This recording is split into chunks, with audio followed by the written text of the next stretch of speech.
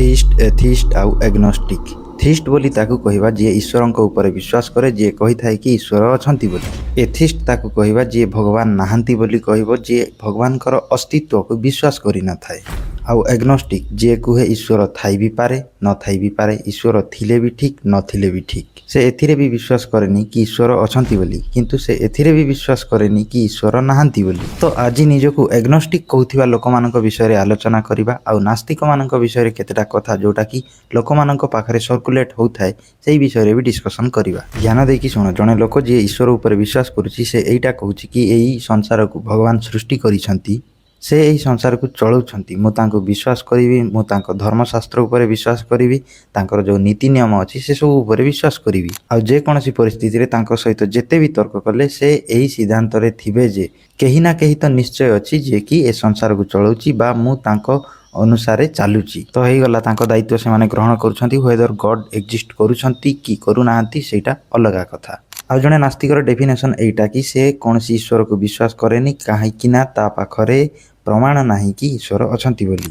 ता कहिबा कथा सिंपल, जेहेतु कोनोसी प्रमाण नाही तो से विश्वास करेनी, किंतु लोक एइटा को भूल बुझी थांती। से माने कहि थांती जणे आस्तिक जेपरि विश्वास करूची कि भगवान अछंती बोली, ठीक सेही परि जणे नास्तिक भी सेही परि विश्वास ही करूची कि भगवान नाहांती बोली। किंतु ए स्टेटमेंट टी पूरा पूरी भूल। काहे कि ना जणे नास्तिक केबे विश्वास करि न थाए कि भगवान नाहांती बोली।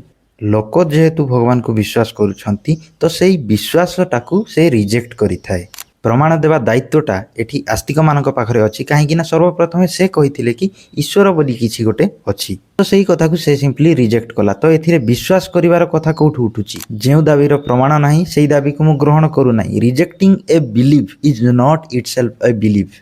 तो जो माने नास्तिक थांती तांको विजन क्लियर अछि कि मो लाइफ रे जहा भूल होउची ठीक होउची सब किछि मो पाई होउची, जहा दुख मिलुची सुख मिलुची मो कर्म अनुसार मते मिलुची। जदि ता जीवन रे केबे किछि असुविधा आइ जाय तो से केबे भी कहि न थाए कि हे प्रभु को जन्म रे को पाप करथिली कि मते आजि एई सजा दउचु ना कोन करूचु।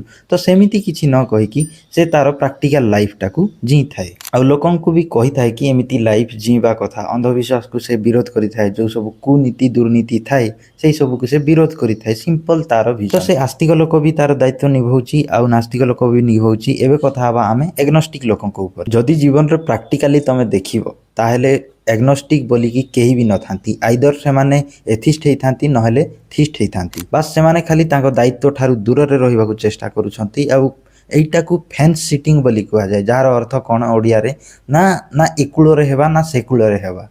दिन थिला मु भी निजकू एग्नोस्टिक बोली कहूथिली, मो इंस्टा बायो रे भी लिखिथिली मु। किंतु समय एमिति आसिला तमे जते बेले प्रैक्टिकली देखिबाकू चेष्टा करिवो तो एग्नोस्टिज्म बोली कि किछि भी न थाए। गोटे एग्जांपल दउची, धरंतु जणे एग्नोस्टिक लोक अछि जाहाको कि चिकन पॉक्स हे जाउची, बसंत रोग हे जाउची। तो तांको घर लोक कोन कहिबे, जो माने ईश्वर विश्वासी थिबे ना या देहरे माता आसीछंती 3-4 दिन परे याकू पूजा करिबा, निम पत्र सहित धोइबा, माने जहा भी तांकर एरिया रे जहा भी नीति नियम सब मना होची से अनुसार लोक से घरर लोक करिवे। किंतु सेते बेले जणे एग्नोस्टिक लोकर भाई जणे एथिस्ट हेइथिबो से कोन कहिबो ना माता फाता किछि आसी नांती, तमे डायरेक्ट हॉस्पिटल को नयो, एटा गोटे भाइरस चिकित्सा करो यार मेडिसिन खाओ तो ठीक हे जिवो। तो सही समय रे तमे भाबो जणे एग्नोस्टिक लोक कोन कहिबो। जदि से मानि नेला कि एटा माता आसीछंती बोली ताहेले तो से थीस्ट से ईश्वर को विश्वास करूची, से माता को विश्वास करूची। किंतु जदि से न मानिला कि एटा कोनसी माता नुह, एटा गोटे प्रकार भाइरस बोली से मानि नेला ताहेले से तो गोटे थीस्ट नुह, सेटा गोटे एथिस्ट। एमितिका परिस्थिति रे से गोटे अनिश्चितवादी हेकी रही पारिबो कि हुए तो केबे रही पारिबनी। प्रैक्टिकली देखिया को गले ए दुनिया रे कोनसी लोक एग्नोस्टिक न थांती, से बास खाली निजर स्टैंड नेबाकू पसंद करि न थांती बा नै पारि न थांती।